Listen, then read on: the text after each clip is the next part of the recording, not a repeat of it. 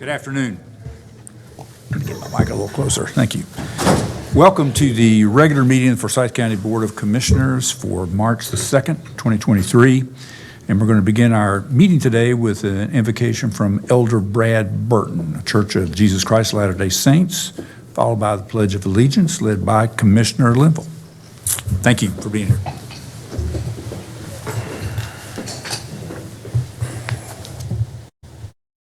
Our Father in heaven, we bow our heads and give thee thanks this day. We give thee thanks for this rain that we've been blessed with.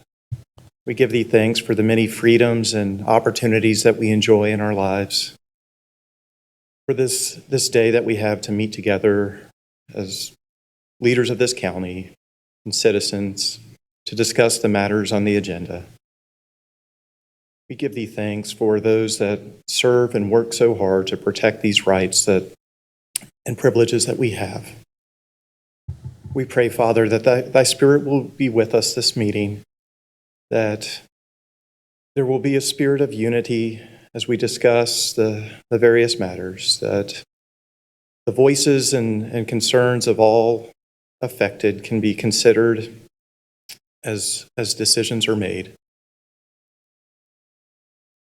We pray for thy spirit of peace and protection over the citizens of this county. We are indeed grateful to be members of this, citizens of this country and of this state. We pray for this direction and guidance this day, and humbly do so in the name of Jesus Christ. Amen. Amen. I pledge allegiance to the flag of the United States of America, to the republic for which it stands, one nation, under God, indivisible, with liberty and justice for all.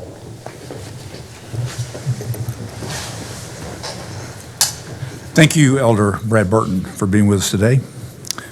Citizens who are interested in participating in the public session portion of the meeting via telephone, you may call 336-422-1200, and you will be placed on hold until the public session begins. That number again is 336-422-1200. And members of the audience who are interested in participating in the public session portion of the meeting, you need to fill out a speaker card and give it to our clerk, Ashley Matthews. And if you haven't done that, you can do it now. And we're going to begin our meeting with our COVID-19 update by Joshua Swift.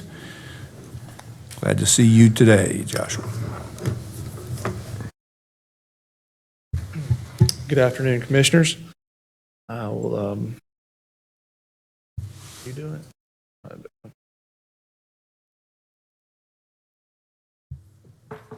Have a brief report. So over the last 14 days, our cases in Forsyth County have decreased almost 50%. Also over that period, we've had a slight increase, 13% in the deaths.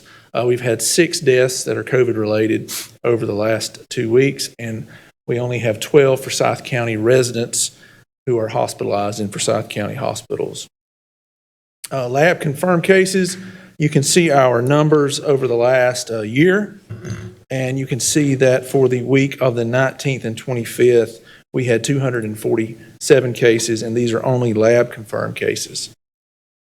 Our community level, as determined by the CDC, last Thursday went down to low. So individuals can wear a mask based on a personal preference, informed by their personal risk level. Also, we're still advising people to, if you have symptoms or a positive test or exposure to someone with COVID-19, you should wear a mask. We are still offering the COVID-19 vaccine at the Department of Public Health at Highland Avenue. Walk-ins are available. You can see those hours 5 days a week that we are offering vaccine. And then last, this is something I've shared with you. As we're looking into the future, we know that the Federal Emergency Act will be ending in May. Our state vendor-supported testing will end March 30th. We have at-home test kits available, and we have also are working with a vendor from the CDC through the Department of Public Health here at the state to get a kiosk so we can have test kits available at no charge 24/7.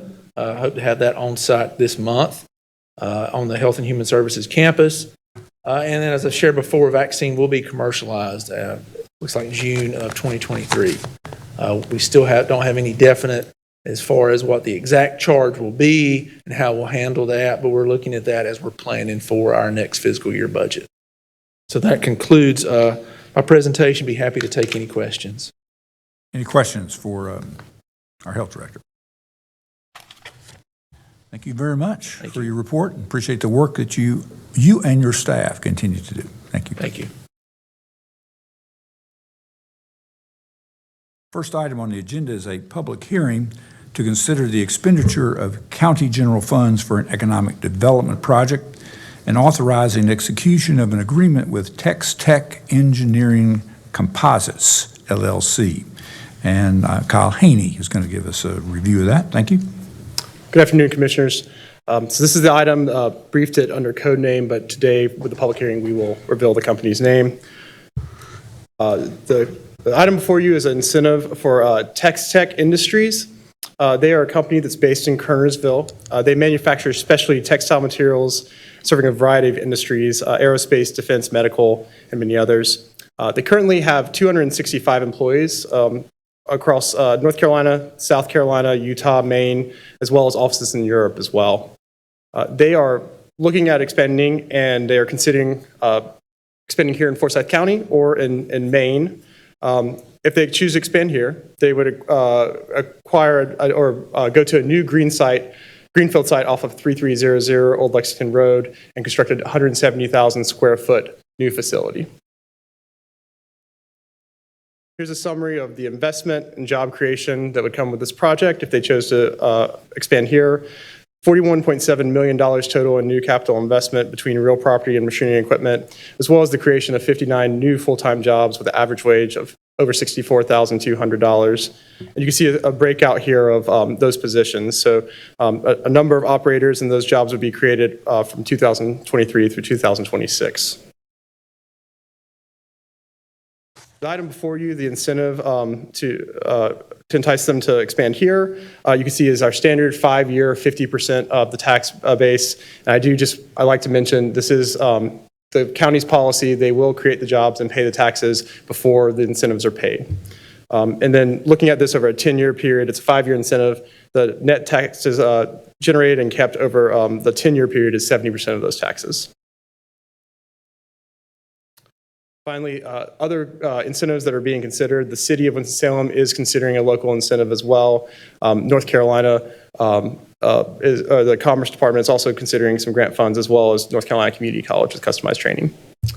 Be happy to answer any questions you might have. Any questions for Kyle? Thank you very much. This is a public hearing, and speakers will have up to 15 minutes to speak in favor of this request and up to 15 minutes to speak in opposition. Is there anyone wishing to speak in favor of the petition? Come ahead, Laura Lee.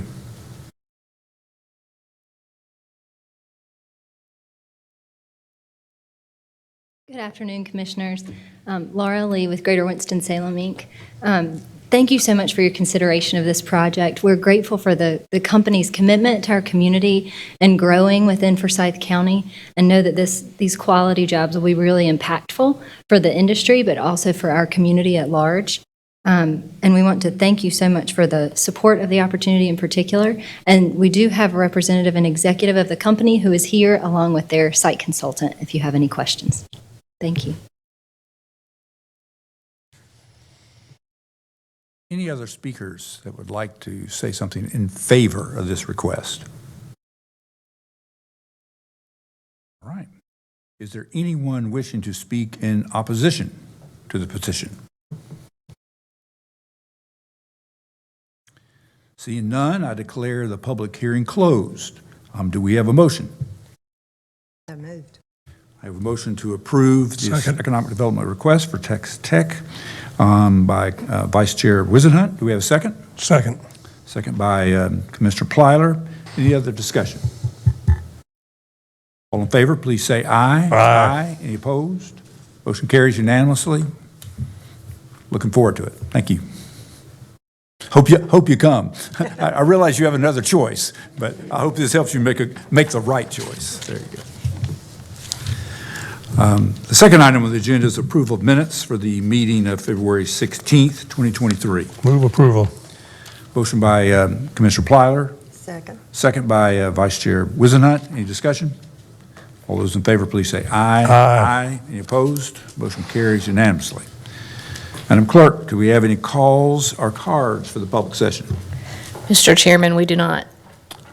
No calls or cards. So, Mr. Manager, I think we're ready to continue All right. the remainder of the meeting. Thank you, Chairman Martin. Good afternoon, board members and staff and guests. We do have some business items for consideration this afternoon. We have reviewed these in briefing sessions a couple times, and hopefully we've answered all the questions that you might have, but we'll go ahead and dive into them. Have two budget and finance matters. Item 4 is an amendment to the 2022 PAYGO Capital Projects Ordinance. It appropriates funds for photovoltaic solar and other projects at Forsyth County parks and facilities. This moves up $100,000 out of budget reserve for this purpose. Is there a motion? We have a motion by Commissioner Bessie, second by Vice Chair Wizenhut. Any discussion? All those in favor, please say aye. Aye. Any opposed? Motion carries unanimously. All right, agenda item 5 is an amendment to the fiscal year 2022-2023 budget ordinance that appropriates funds for a detention staffing contract extension. Obviously, that's necessitated by the staffing challenges in the detention center. It brings in some private security into that facility. I think you all recall, I'd just like to make a couple comments at the beginning, and I actually have a motion at the end, but in the comments is that just in speaking with our county manager, I actually talked about, he has the authority, because the discussion last week was all about whether or not to spend existing budget dollars in the sheriff's office, not whether to approve it, but just how to pay for it and how to adjust the budget. And actually, the county manager has the authority to approve unspent salary dollars for this particular contract until such time as there aren't any. And so, in a sense, we can actually do nothing until all those funds when it's clear they're going to be expended, then we would have the ability to take a look at a fund balance, payment. So I'd really like to make a motion that we basically table this item until such time that there is a need to spend dollars from the fund balance. I'll second the motion. We have a second by Commissioner Plyler. Any discussion? Yes. Question. Mr. Bessie. I remember there was a similar option considered by the Winston-Salem City Council a couple of years ago of using a portion of salary savings in an area. As it turned out, the council did not do that because we learned that those theoretical salary savings were needed to pay overtime for existing staff. Mm-hmm. Have you had a chance to look at that to ensure that that's not going to be a problem in this case? Yeah, and so it's a budgetary feature and kind of policy that the board and our offices kind of work through where I never, in rare cases, would I transfer lap salary savings because we actually appropriate fund balance and then have a lap salaries kind of contra revenue in the budget as well. And so, in normal times, our projection for reversions is really going to be that. And so, and I just, it's a rare case when I would do this. In this particular case, we know that the number of vacancies have been so great that there's room there, and this is just a really unusual case. And so, I feel comfortable. What it's going to mean is that Kyle and the budget office are going to have to just monitor this as the year progresses. Obviously, we don't want to get to June 30th and overspend salaries, and so we'll make sure that does not happen. But between the authority that I have to move it and talking with the county attorney, when y'all approved the original contract, you gave me the authority to do a one-year extension. And so both of these can be handled administratively. I'm really glad we had the conversation because I think it's important, but in this particular case, it works. Well, how did we handle this last year? This contract was simply to deal with vacancies anyway. This is basically contracted detention center employees because we had so many vacancies to provide relief. And so it clearly is fulfilling the purpose of that the salaries were for. It's just happened to be contracted through a private entity. So how did we handle that? Because as I recall, we did this mid-year last year. And the belief was we were going to use lap salaries to cover it, and they did. They covered it for the remainder of that year, and in fact have covered it until this point. So as I recall, when that was set up, I don't recall a fund balance issue, a transfer in order to do that. Right. We used salary savings last year as well. The board had to approve the contract last year, and so it had to come to you. And I think as a result, when we, as part of the contract approval by the board, I believe we did actually have a budget ordinance amendment to increase lap salaries countywide. I'm not positive, but I know that we did say we were going to use lap salaries last year, which is what we did. And actually, when we budgeted for the FY23 portion of the contract until February 28th, we reduced salaries as well. We reduced budgeted salaries by what we thought we would use this contract for through February 28th. Got it. Yep. So I think any additional questions? Just a comment. I don't have any problem with postponing action on the request, but I would like to ask that staff check back with the sheriff's office to make sure that they weren't bringing the request forward in a different fashion now, because they did currently, unlike last year, need that lap salary revenue to cover overtime of existing staff. As I understand it, the private security contractor can do certain jobs but not others. And so let's double check, please. Yes, sir. And bring that back to us if it turns out, contrary to expectations, that might be the case this year. Thank you. Yes, sir. I agree with Commissioner Bessie on that, too. Got it. I think we're clear. And so we're ready now to act on the motion to table until such time as fund balance may be required. So is there any additional discussion? If not, all in favor, please say aye. Aye. Any opposed? I'm all in favor. Motion carries unanimously. Very good. Thank you. All right, thank you. We have 5 or 6 ARPA items. Hold on. So I'll dive into those. Item 6 is a resolution approving execution of an agreement with Old Salem Incorporated for restoration improvements to buildings related to Old Salem's Hidden Town project with American Rescue Plan Act funds. This would appropriate $391,875. And the facilities that would be improved are the Tavern Museum, the Volts Barn, the Bloom House, the Herbst House, and the Tavern Woodshed. Is there a motion? Move approval. Motion approved by Commissioner Plyler. A second? Second by Vice Chair Wizenhut. Any discussion? I do have a few points, Chair Right. Martin.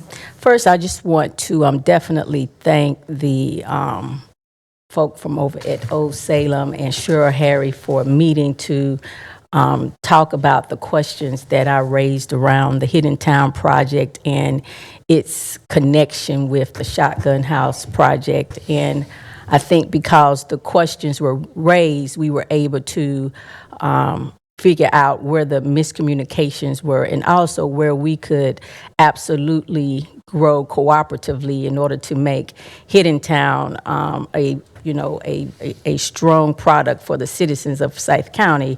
But I do want to just lastly say these few things that I think Hidden Town project is about the appropriation of culture and identity, and the best practices nationally is around making sure those whom it directly connects to have a strong voice and leadership in that process. Secondly, what I will say is that I feel wholeheartedly that I am a representative of all Forsyth County citizens, but the citizens of District A as constituents voted me in. And of course, primarily they are African Americans and directly connect to the Hidden Town project by, of course, being descendants of the enslaved and free people of African descent. So I wanted to make sure that the voice of the constituents were heard absolutely with this project.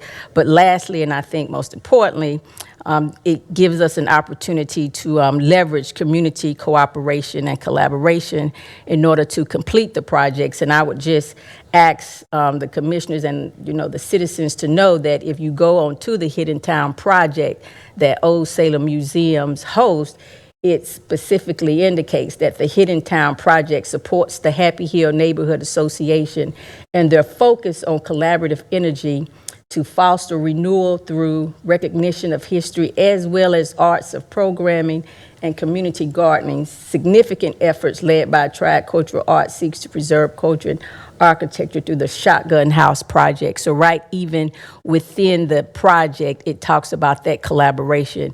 And I'm glad now that we are at a point, I believe, to synergize those entities so that we have a complete picture of Hidden Town. And I think that I am definitely at the place now where I can support the resolution in lieu of, I think, just, the miscommunication. Thank you.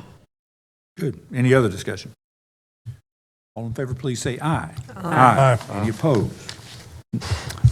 Hearing none, the motion carries unanimously. All right. Agenda item 7 is a resolution authorizing execution of an agreement with Legal Aid of North Carolina, Incorporated, to support its economic justice initiative to stabilize homeownership and opportunities for wealth with American Rescue Plan Act funds. You've got an associated budget ordinance amendment that appropriates $380,235 for this purpose, and it will provide community outreach and workshops and legal advocacy to support that mission.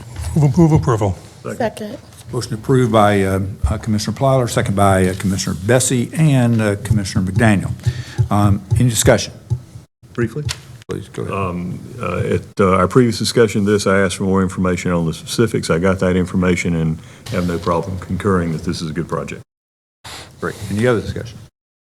All in favor, please say aye. Aye. Aye. Any opposed? Motion carries unanimously. All right, agenda item 8 is a resolution approving execution of an agreement with Community Care Center for Forsyth County Incorporated to hire 2 full-time staff to expand behavioral health services with American Rescue Plan Act funds. This has got an associated budget ordinance amendment that would appropriate $431,142 for this purpose. Move approval.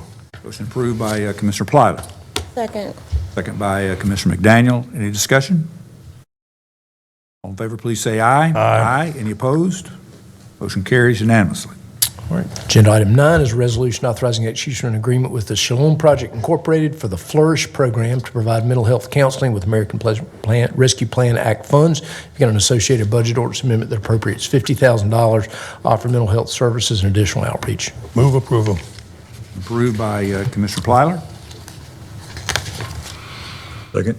second by Commissioner Bessie. Any discussion? All in favor, please say aye. Aye. Any opposed? Motion carries unanimously. All right, agenda item 10 is a resolution approving execution of an agreement with Smart Start of Forsyth County to support pre-K priority coalition in Forsyth County with American Rescue Plan Act funds. You've got an associated budget ordinance amendment that appropriates $3.7 million for resources and services for 30 pre-K classrooms. Move approval. Second. Motion approved by Commissioner Plyler, second by Commissioner McDaniel. Any discussion? All in favor, please say aye. Aye. Any opposed? Motion carries unanimously. Well, we have a number of contracts that have been reviewed by the board. Item 11 is a resolution by the Forsyth County Board of Commissioners authorizing execution of opioid settlements and approving the supplemental agreement for additional funds between the state of North Carolina and local governments on proceeds related to the settlement of opioid litigation. You heard from our county attorney on these, and these would be agreements with Walmart, Teva, Allergan, CVS, and Walgreens. Move approval. Motion approved by Commissioner Plyler, Second. second by Commissioner McDaniel. Yes. Yes. Make sure I heard that correctly. Any discussion? I'd just like this. The one question I have is, when will those dollars, will they start? This is year one of 18 The years? deadline for local governments across the country is April 18th. After that, the defendants will have a period of time to decide if they've gotten enough positive responses. Presumably that will happen, and so not sure exactly when the money will start flowing, but maybe September or so. Okay, thank you. All in favor, please say aye. Aye. Any opposed? Motion carries unanimously.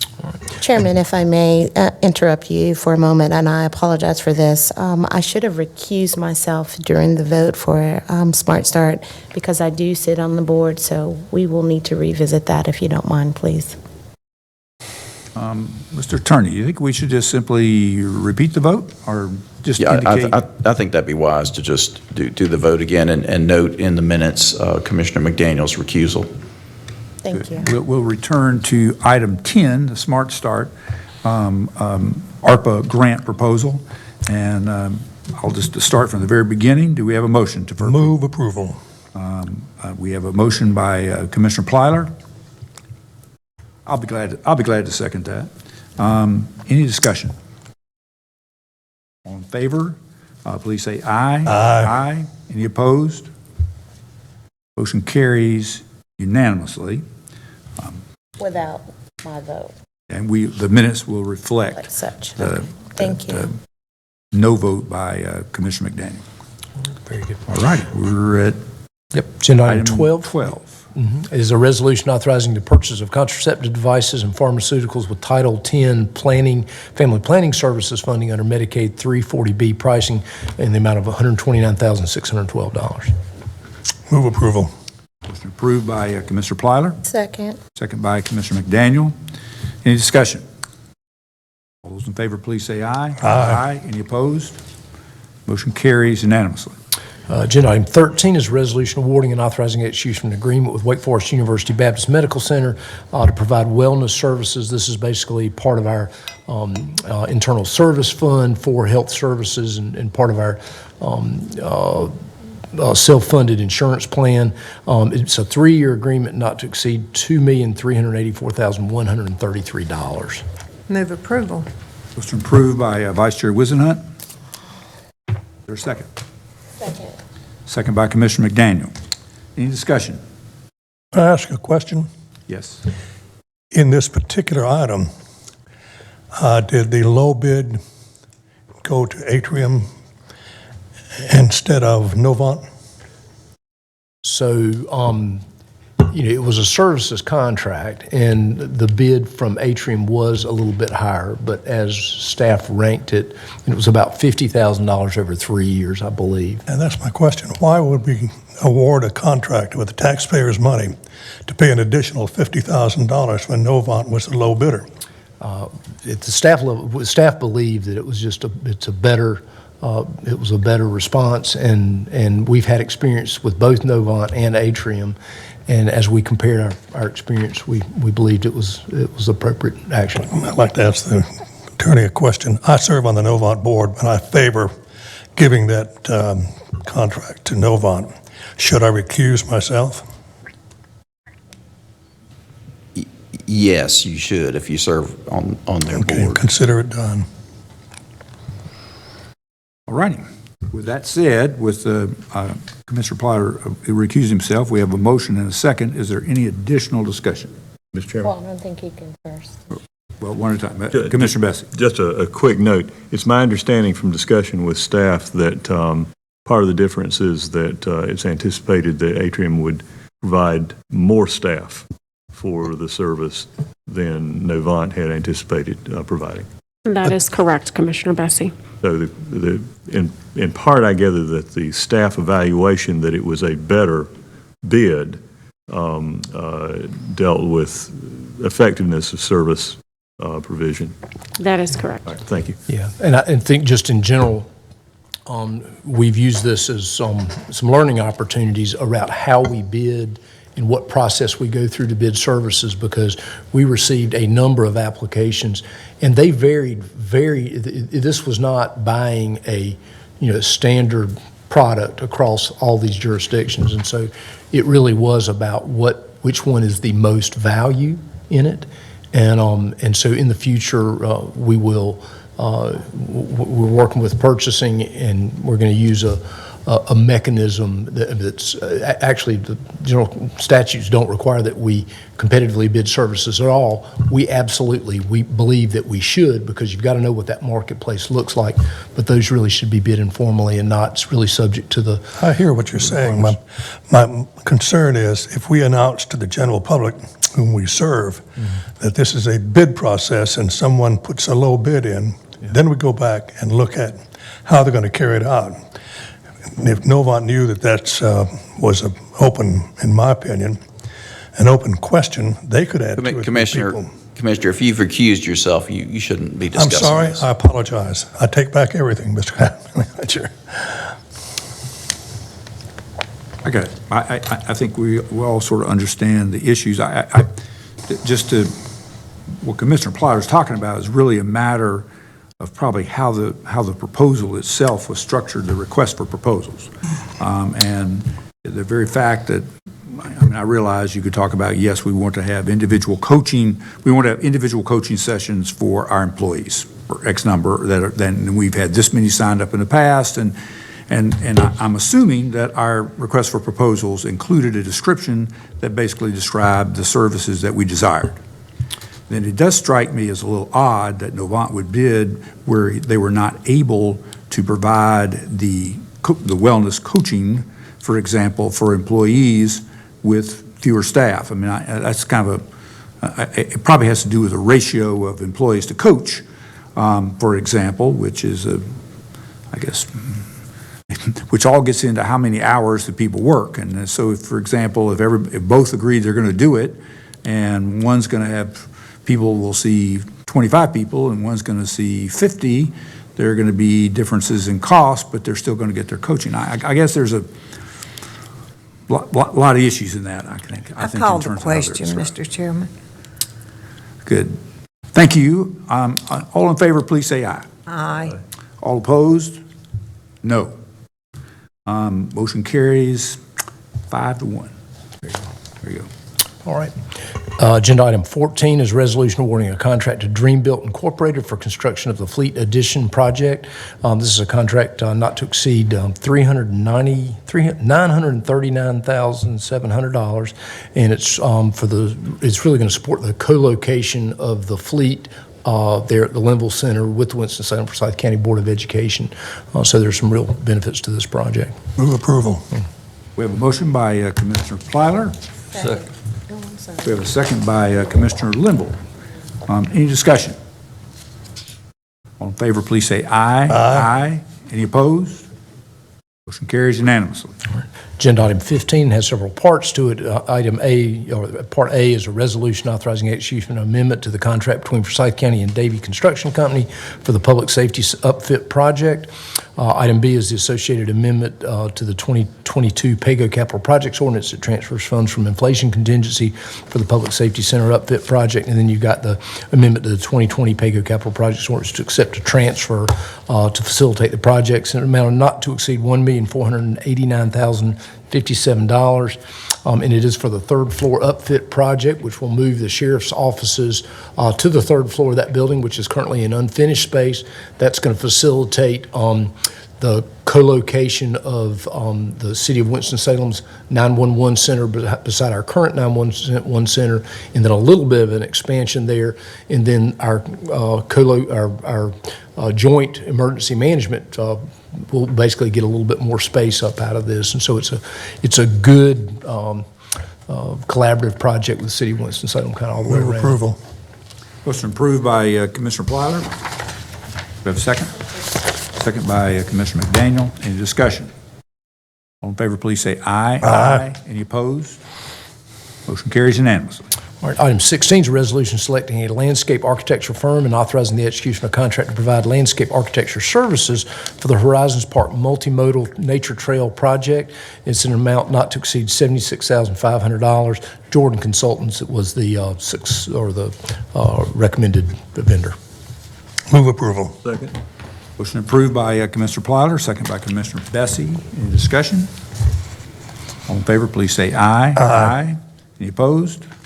Motion carries unanimously. All right. Items 17 and 18 you can probably take together. They're both tax matters. 17 is a resolution approving refunds by the tax assessor collecting the amount of $346.38. And then item 18 is a resolution approving refunds in the amount of $13,954.29 from the North Carolina Vehicle Tax System. Move approval of items 17 and 18. Motion approved by Commissioner Platter, second by Commissioner Linville. Any discussion? All those in favor, please say aye. Aye. Any opposed? Motion carries unanimously. All right, you got two reports. Item 19 is the January 2023 contribution-based benefit cap report, and item 20 is the fuel surcharge franchise report, and it did remain at $1.02. Move approval. Approved by Commissioner Platter, second by Commissioner Linville. Any discussion? All in favor, please say aye. Aye. Any opposed? Motion carries unanimously. Need a motion to adjourn the regular meeting, and we'll be immediately ready to reopen the briefing. Move to adjourn the regular meeting. All right, motion by Commissioner Platter, second by Commissioner McDaniel. We stand adjourned. All righty. All righty, we're ready to start our March 2nd, 22. You need a break? Yes, sir. Okay, you can take 5. We'll be back in 5 minutes.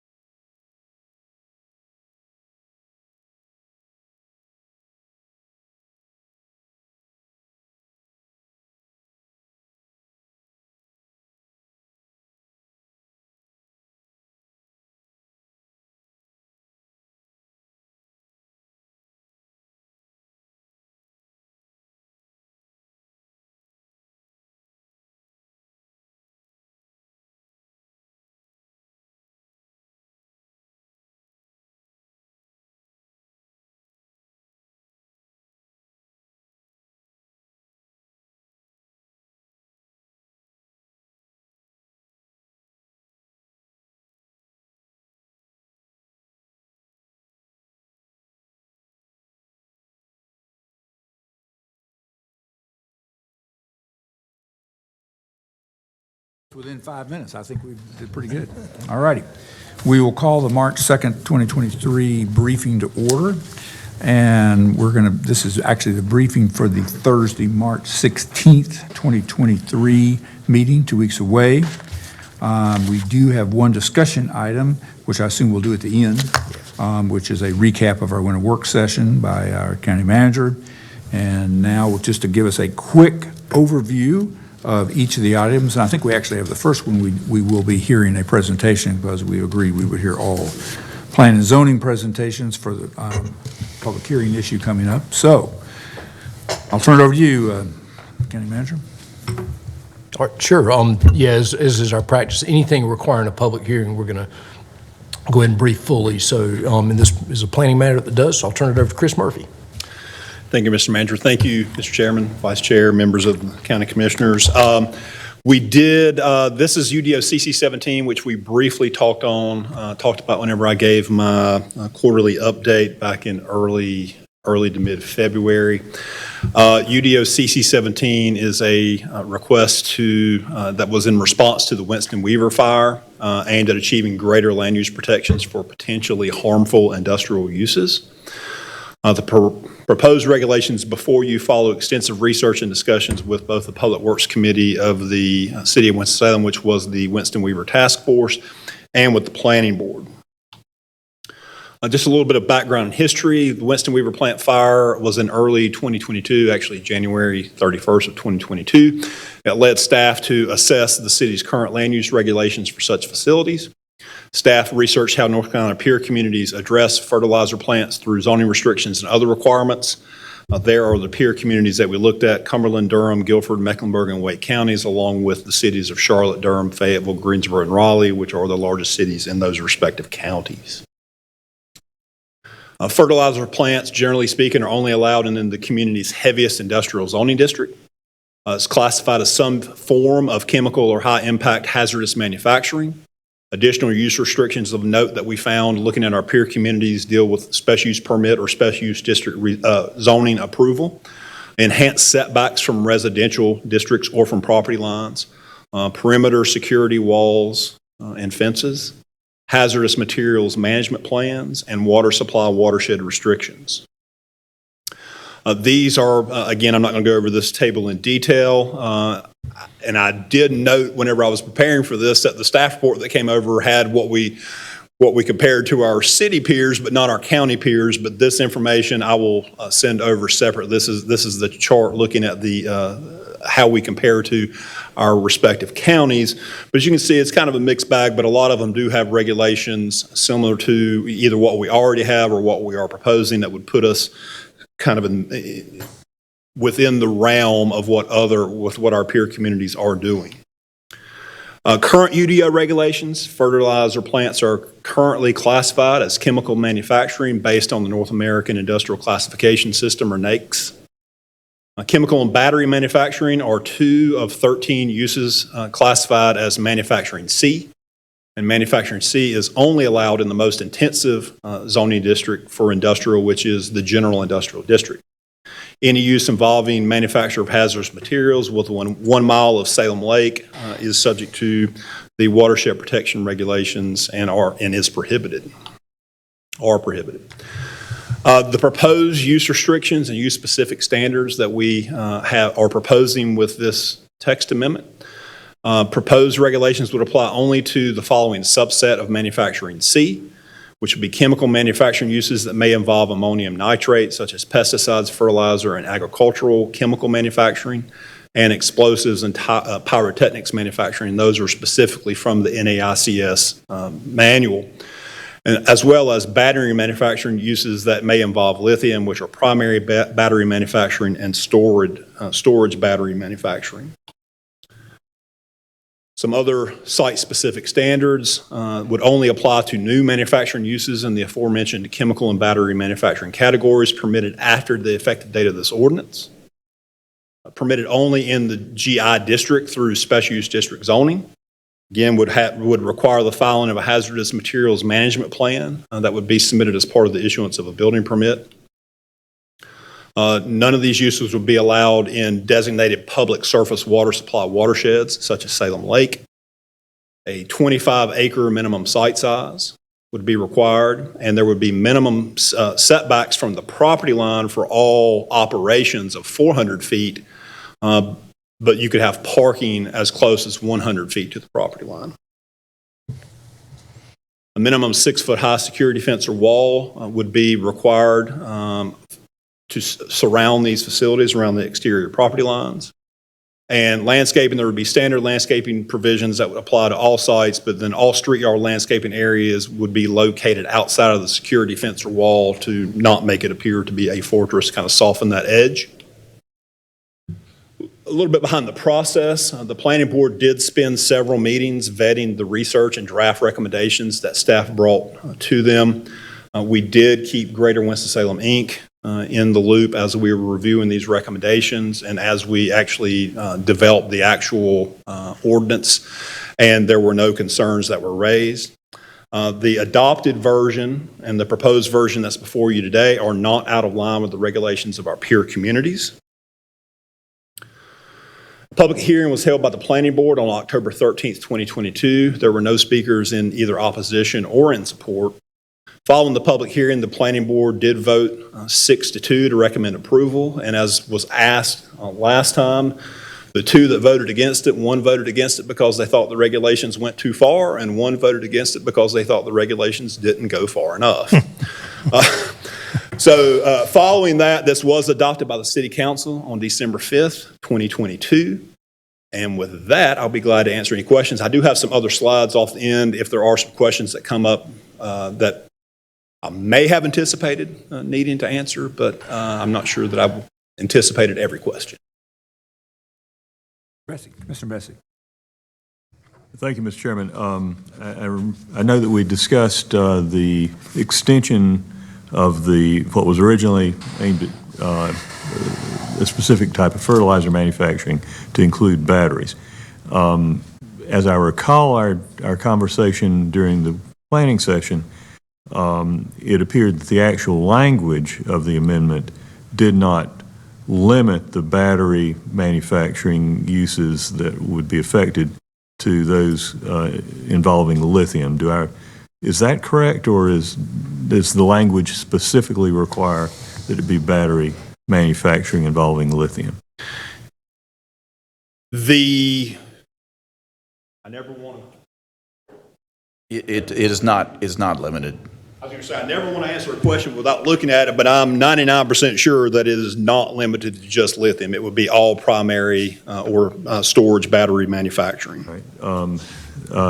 And with that in mind, I gather that staff is preparing an amendment for possible consideration that would remove, for the time being, pending additional review, would remove the inclusion of battery manufacturing from this particular action. Commissioner Bessie, based on an earlier conversation I had with the county attorney whenever we discussed when this was coming back, he did let me know that there were some concerns specifically with battery manufacturing being a part of this.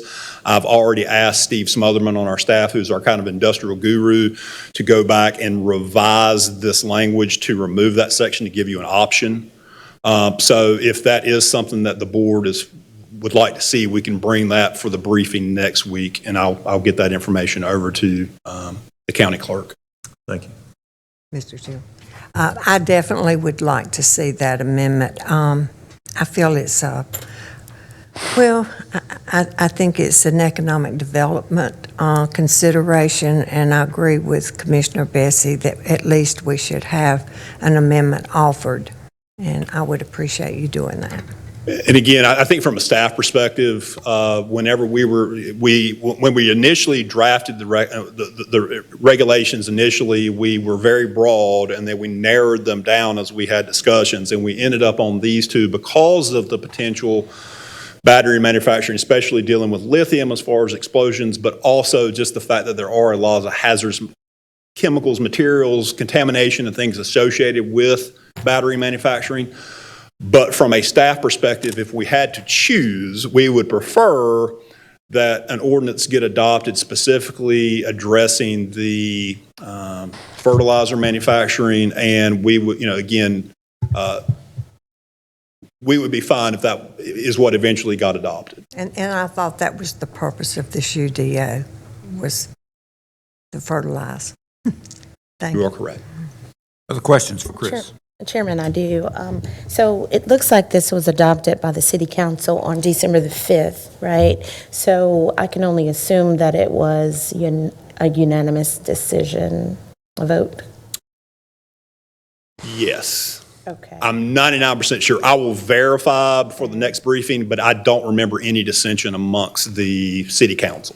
And with this, is maybe an in the weeds question, but I'd like to know if there are any other businesses that are grandfathered under what Weaver had, and are we addressing those businesses with this UDO?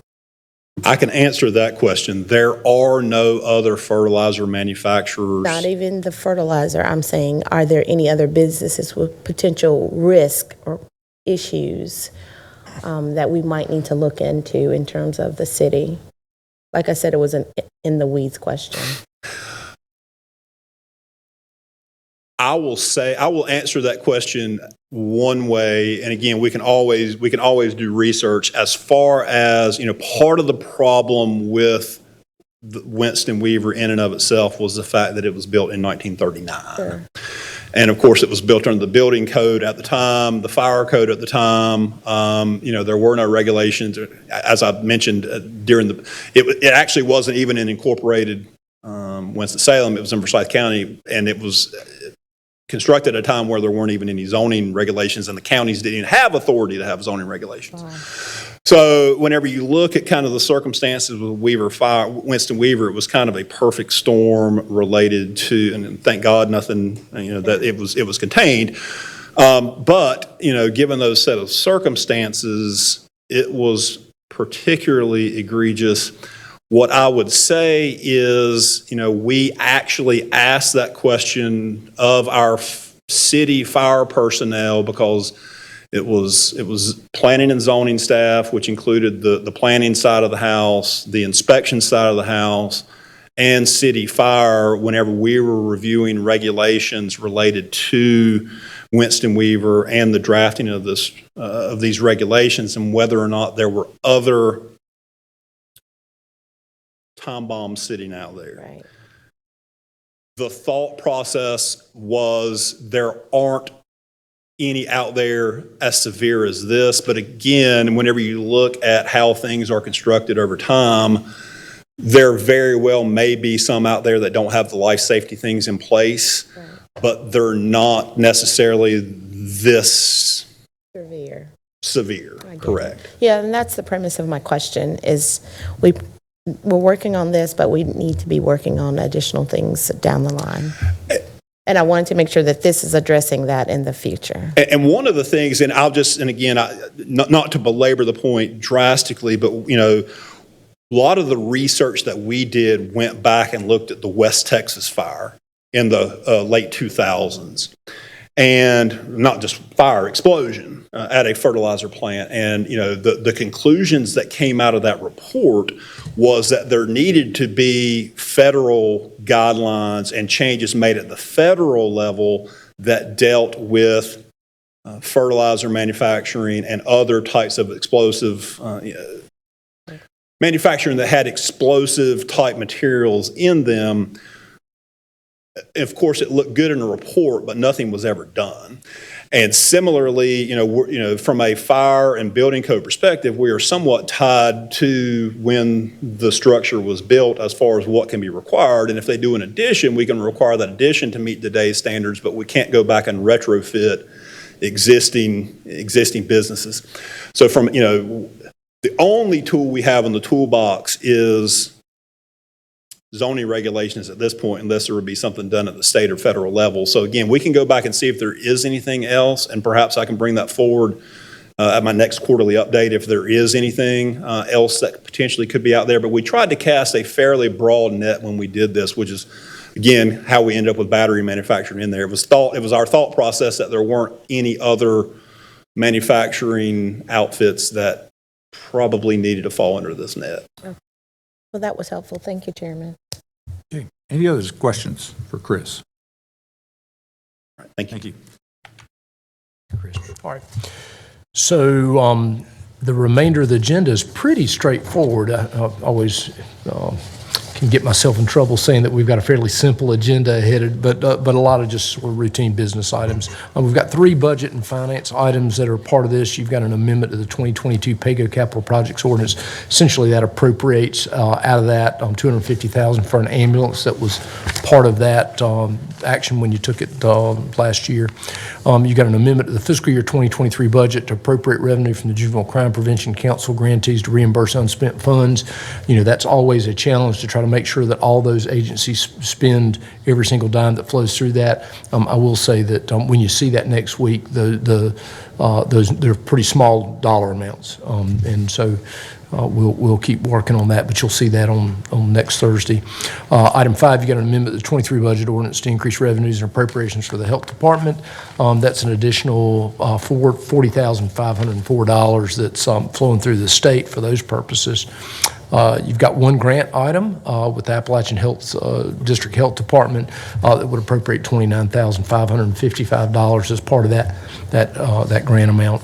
Dudley, if you don't mind, Sure. I'm sorry for slowing you down a tad bit. I just wanted to go back and revisit number 4 relative to the unspent funds for the Juvenile Crime Prevention Council. And some of the questions that I have is relative to the individuals that we support. Yeah. I'm looking at the design that we are considering, even with special appropriations, to maybe look at that group, make some recommendations in terms of, you know, I know we continue to talk about outcomes, but maybe we need to allow others to have access to those opportunities as well, and maybe they can spend the money that those other folks can't. Yeah, there's been a lot of work being done on that. Yeah, you know, I can answer that. So what I will say, there is an open application process for Juvenile Crime Prevention Council funds, and we received no new applications this cycle.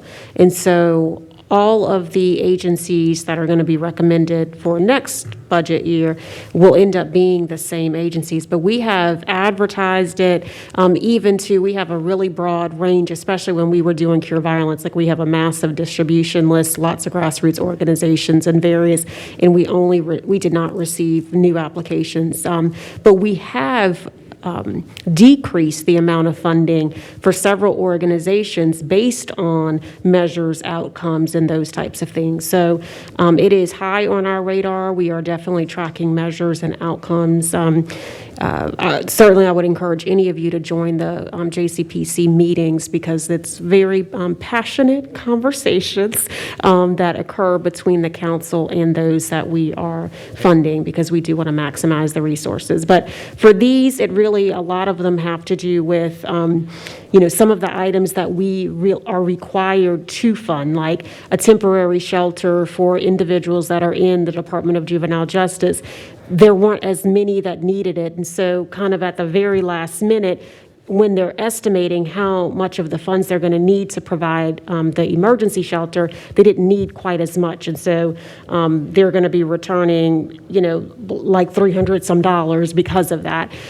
For the Work It, Earn It program, which is restitution, again, you don't know how many people are going to need that. So there's various reasons, psychological assessments, that it's hard when it's coming down to the wire. They're estimating an amount, and then when it's crunch time, it just doesn't quite balance in the way that we would like. Yeah. But we can talk more about that next week. I was going to say, I'll make some recommendations the next time that I go to the meeting, because I think we've been here a couple of years now, and I don't want to keep doing that. But I'm done. Thank you, Dudley. I appreciate it. And I think next week, I'll be interested in seeing whether the same organizations that basically had reversions are the same organizations with reversions this year. And particularly, I'm kind of curious when there's a reversion, and it sounds like these are small amounts, but whatever percentage is going for overhead, indirect cost or whatever, I'm hoping that's being adjusted properly to make up for that. And it would also seem to me that the part that is money that ends up being potential reversion ought to end up being indirect cost kind of issues, or there should be some impact on that. But if the grants, I assume, are very narrow, like the only thing we're going to do is on restorations of whatever it is, and that's all it is with some overhead, then you really can't control all that, except to say, once you make a mistake once or twice, then you award less because of those things, because you're obviously you're overestimating the quantity that you can complete, or that will be needed. Yeah, that's correct. I mean, perfect example is the emergency shelter. You're going to see we're allocating less dollars to them, or we're recommending allocating less dollars to them for FY24 because they did not need as much this year. But we do try to reallocate dollars to other agencies. But again, when you're coming down to crunch time in June, it's just in some cases too late, right? So like right now, we're working on reallocating dollars for FY23 so that we minimize the impact at the end of this fiscal year. Yeah, and we obviously could change the date to an earlier date from which you must you base your plans on this, because at this point, depending on where you are, if you don't have something in the queue to get done, we're taking your money to reallocate, 6 weeks before the end or something to those organizations that really could spend it with that. I mean, I think there's got to be a way. It doesn't sound like there's much money involved here, but it's still, nothing is worse, in my opinion, than reverting dollars for grant projects. Agreed. And the last thing I will say, I don't want to belabor it, is, the time that we have to reallocate the dollars, the date is way earlier than we would like, and that has to do with the state's requirements, because these are state funds. And so, we will be discussing reallocations at our next meeting. I don't know if it's later this month or next month, but then that is it for the year. So even if we know there is a possibility in May or June, we will not have the time to reallocate any more dollars the way that the state's process is working. But I'll have our state consultant here next week, because he could also help to answer some of those questions. Great. Thank you. All right.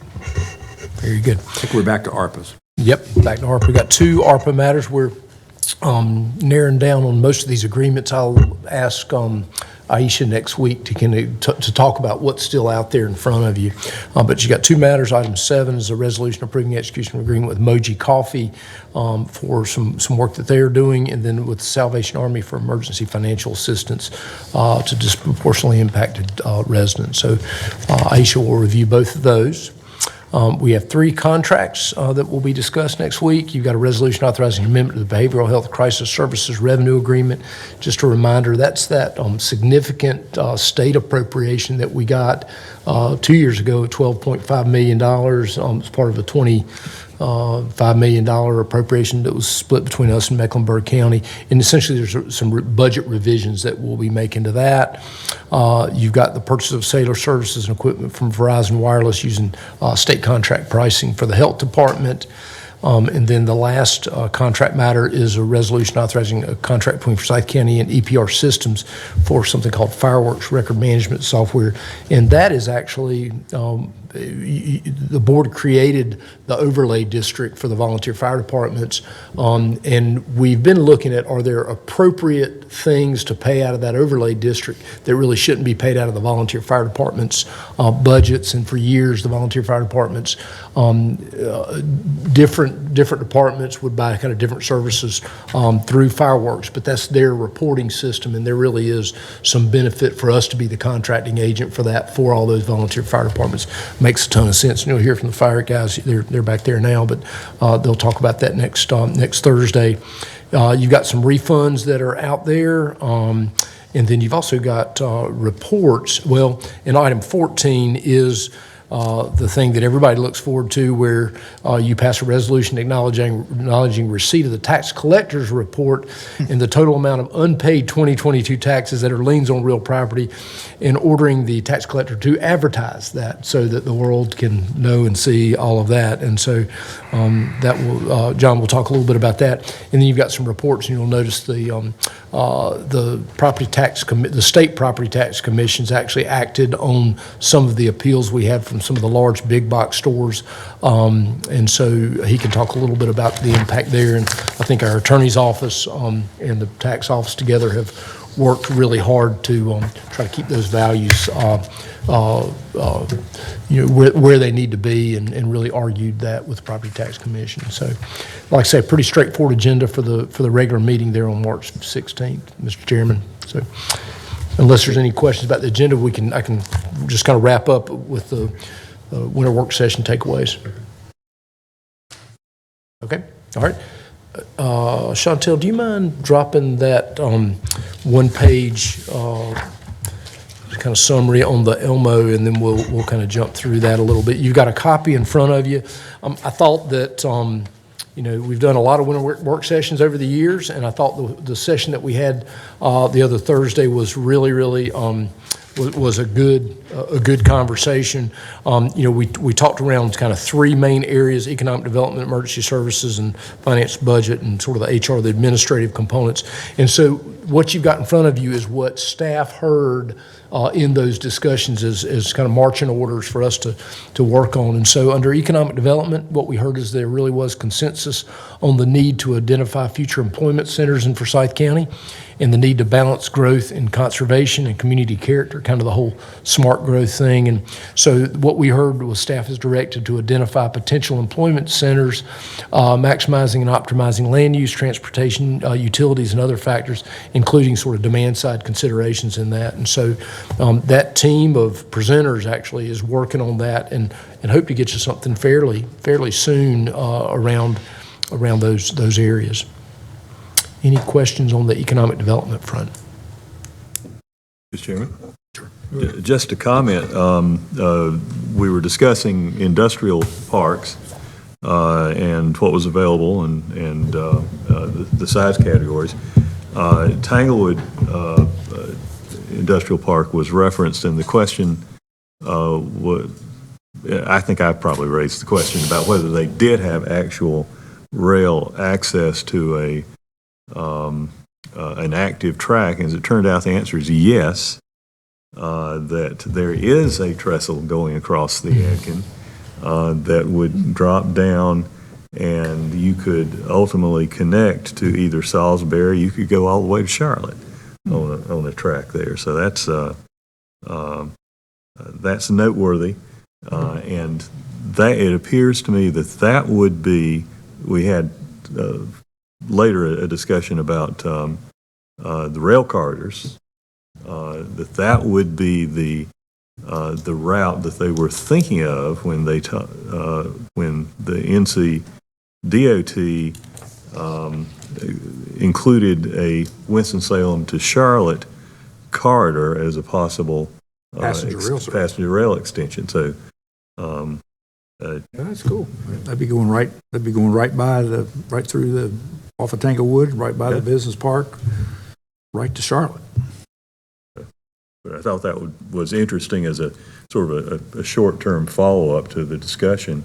We also got letters of support from City of Winston-Salem, from Piedmont Authority Regional Transit, and the COG for further consideration of those two passenger rail corridor expansions, the Winston-Salem to Raleigh and the Winston-Salem to Charlotte, and that was all moving fast because of the deadline.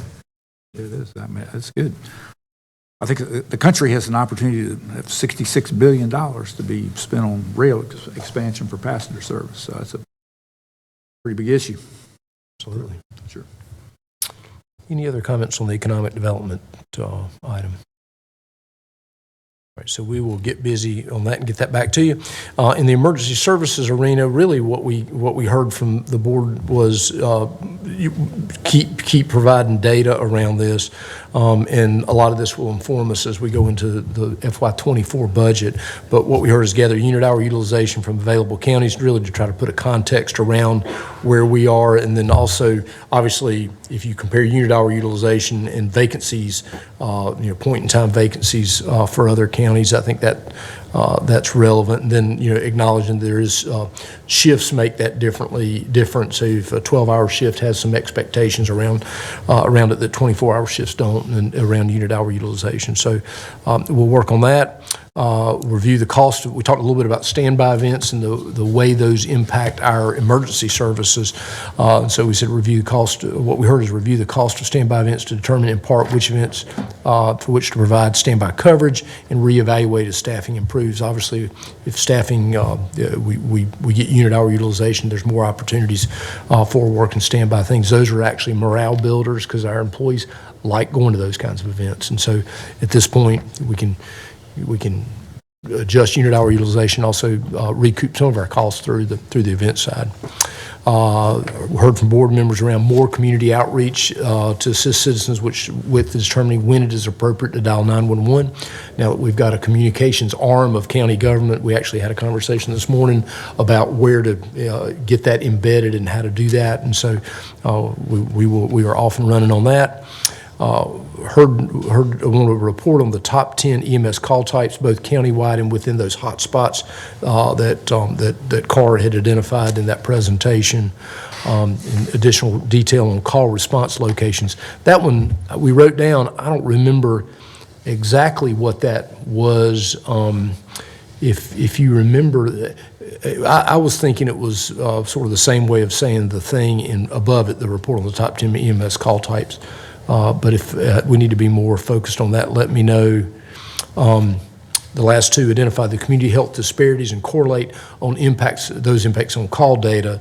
And we thought about being able to check with lots of resources we have, not the least of which is the neighborhood community atlas, to try to make some determination there. And then obviously appropriate requests need to continue to update the board on progress toward addressing these challenges. And so we will keep that in front of you. You'll see it and hear it again at budget time. And hopefully we'll continue to make progress. So those were the ones on emergency services. What did we miss, if anything? I think you covered it. Okay. I just, when you mentioned our communications part, I've really appreciated these two, I guess the last two Fridays, we've gotten updates from Ed McNeil about all the things that they're doing in the communications department, which have been a lot of stuff going on. I appreciate that constant reminder of those every Friday. So I'm really pleased with that. Great. And obviously this is a big topic that we can really work on, throughout the year, on the 911, understanding that. I didn't know he was sending those to you, but I'm glad he is. So very good. That's great. Yeah, that's good. Yeah, I'd ask him to give me kind of a Friday report, and so you'll for that very purpose. So anything else? All right, and then finally, finance budget, kind of that world. We had a number of marching orders here. First one was to work with Winston Forsyth County Schools CFO to determine how the Article 46 is characterized in their fund balance. Kyle has reached out to their office to get that report and let them know that we're interested in that. I think have you confirmed if he's going to be here next Thursday? I have not heard back yet, no. Okay, so we've actually invited to him, hopefully with all that information next Thursday. We have not heard from him, but we will stay after him to see if we can get him in to basically present that report. In the area of special appropriations, it's kind of a policy change. And so what the direction we heard is to set aside the funds in the FY24 recommended budget for special appropriations as a reserve. And so we will place those in a reserve in the manager's recommended budget. And then the Board of Commissioners will decide appropriate funding levels against that, the number of folks and the folks who have applied. We will need to get you those special appropriations and the amounts and what they ask for in that detail in advance, obviously. And that may be one of the areas that we can go ahead and kind of make some pre-budget decisions so you're not faced with all that when we hand you that budget in mid-May or whatever. And so we already do that with some behavioral health. You make some of those behavioral health recommendations that way, and we'll do that one as well. So kind of outside of the process. I see some head nods. That's good. there was an item that basically said review the Winston-Salem Forsyth County Schools funding compared to the formula for the last 2 years, so we can provide sort of a summary of historical funding for the schools, and we'll try to get that report out to you again in advance of dumping the school's budget on top of you. Obviously, the schools and the community college both come to the board and with their submitted budgets in May. And so those roll into the manager's recommended budget and the alternate service level budgets. And so, but we should be able to have that data because we usually get the school's budget a little bit earlier than you do, but not by much, like a week, and then before they show up. So we'll get that to you. We heard that when we were moving forward with maximizing the 2/3 bonds issuance this year, and knowing that the board can decide whether or not to sell the whole amount, depending upon kind of where discussions go with Winston-Salem Forsyth County Schools around their needs and kind of a future strategy for bond issuances. So we're off and running on that.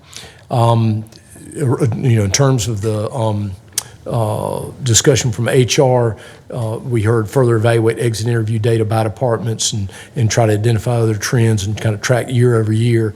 You've also got our commitment, because I mean, we are working on it, but to try to get as much exit interview data as we can. So we've actually met to talk about what steps can we take when folks leave us, to try to really mine as much information about why they're leaving us as we can, and take sort of an extra effort to get that information so that we can understand better where there are management and supervision kind of issues, what the nature of them are, and really help get to the source so we can understand what management actions need to be taken. We'll share a copy of the employee satisfaction survey. Question was the Board of County Commissioners. We are on target to do another employee satisfaction survey this fall. We actually talked about it a little bit this morning. This is the year where we're actually going to do the community survey. We did the community survey in '21, so this fall we'll do another community survey. Probably that very much looks like the one we want to be able to compare the year-over-year data, and so it will look pretty much like the '21 survey, and then we'll also be doing that internal employee survey. So, and then the last, attempt to measure the retention impact of compensation changes, which is tricky because it's very fluid. But obviously, if we the board's taking a number of really important actions to move salaries, and we do need to measure that. And since we've got a fairly extensive impact from the Lockton study, we will be measuring that. You have to infer a little bit how much salary had to do with that. I mean, the other thing we do know is that the labor market actually has been improving kind of steadily for a little bit, and so, which is good news. And so, how much of the impact was labor markets becoming a little more, when I say labor market improving, I guess from the employee standpoint, the labor market's getting worse if it tightens up, but from the employer perspective, obviously a little less tight labor market brings more applications in, and a little less pressure. So depends on how you look at that. But anyway, that was, like I said, from a staff perspective, we got together and thought it was hopefully a really good a good session. Hopefully y'all felt like it was a great use of your time, and we can go into the budget this year with a little more strategic focus than we would have had otherwise. And Good summary. I thought it was a good meeting. Anything for the good of the order? Yes, sir, I do have two. I wanted to mention about the Forsyth County Association of Educators. We're meeting with them on March the 22nd. It would be our special meeting. It's March 22nd again from 6 to 8 p.m. and it's going to be at the Central Library. So for those individuals wanting to participate, we'd like to for you to participate. And lastly, thank you, Gloria, for being my eyes today. I see a special guest in the forum today, which is the Honorable Commissioner Fleming-Elamine. So we wanted to recognize you as well, sir. Thank you for being here. Thank you, Chairman. That's all that I have. I can almost see him. Mr. Chairman, Yes. I have some information for the manager and also the board too. Mr. Manager, I saw earlier this week that the U.S. Mail Service is going to buy 9,000 electric delivery vehicles, not real, just delivery vehicles like you see now, 9,000. I don't know where they got any of them yet or not. I don't know whether Ford makes the whole thing or not. Probably the chassis and somebody else makes the box part of it. And also, I'm interested in solar too. So I decided I'd read about that some the other night, and I just do a little along. Did you know that they were buying those vehicles already? I'm trying to find something that I know that you don't already know, or something that I just know that you don't know, but I'm having a hard time do that, but I'm going to keep on trying. I read where, and I'm going to have to go back and check and make sure all of the facts are right, that the sun produces enough power in 1 hour and a half, if it could be harnessed, to produce all the electricity for the U.S., at least the U.S., and it might have been a bigger area than that. I would like to see the person that figured that out and calculated it. I was going to say, Minor probably knows them. That's right. Minor's probably already done the calculation, so. Maybe it was about money. That's all the report I have for today. An hour and a half, is that all it takes for the whole country? To do the power for a day, the power of the United For States. one a day? Hour and a half. Holy. Hour and a half, not a day. For the whole U.S. for a year. Oh, for a year. That's what I was getting to. How long would the U.S. power be powered? Yep. I'll check that again to make exactly sure. I read so much the other night that I couldn't remember it all, and I didn't take any notes, so I'll go back. Could you have them contact me at 211 Harmon Lane when they find that out? All right, I think we're adjourned.